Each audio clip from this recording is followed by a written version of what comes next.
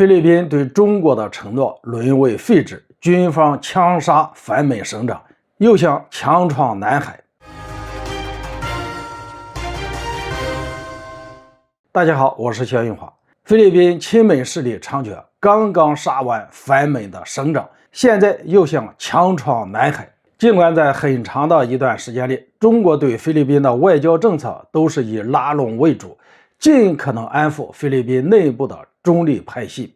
但是随着美国在亚太战略上的进一步的推进，菲律宾内部的亲美势力越发猖狂，在不久前甚至公开清算反美的人员。菲律宾一地的省长就是因为反对增开美军基地，一家7口惨遭菲律宾军方人员乱枪打死。如今这伙人又想用武力强闯南海。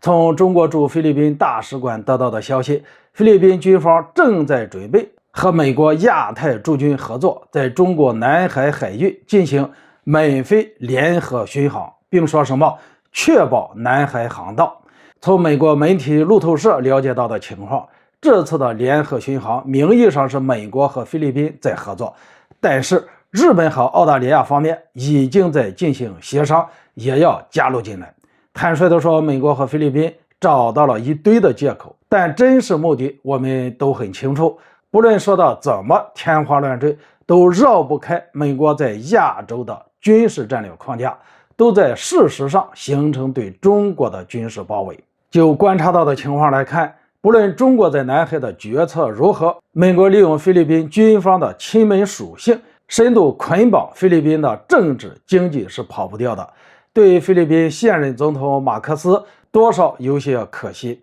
之前马克思来华访问，给中国做了很多承诺，都沦为了废纸。马克思和杜特尔特有些类似，在国际战略上都是基于菲律宾和现实环境做出的抉择，与美国保持距离，但在经济上和中国靠拢，两边讨好。唯独遗憾的是，马克思对内控制不足，既没有地方势力，又没有军方的影响力，只能沦为美国和菲律宾军方的傀儡。这次被菲律宾军方乱枪打死的东内哥罗斯省省长德加莫，还是帮助马克思上台的功臣。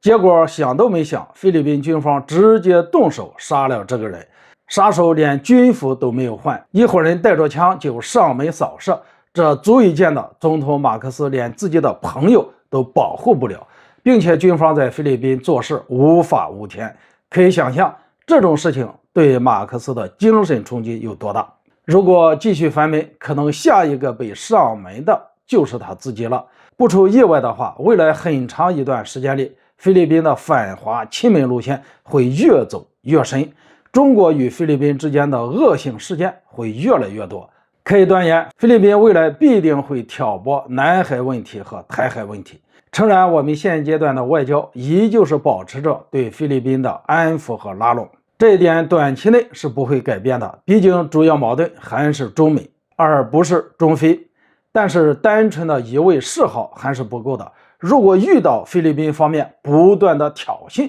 我们还是要果断出击，绝不能惯着。中国近期开始利用海警船逐渐收复过去搁置精益的岛礁，就是一个很好的例子。遇到关键事情上，当有理讲不清的时候，还是要看谁的拳头硬才听谁的。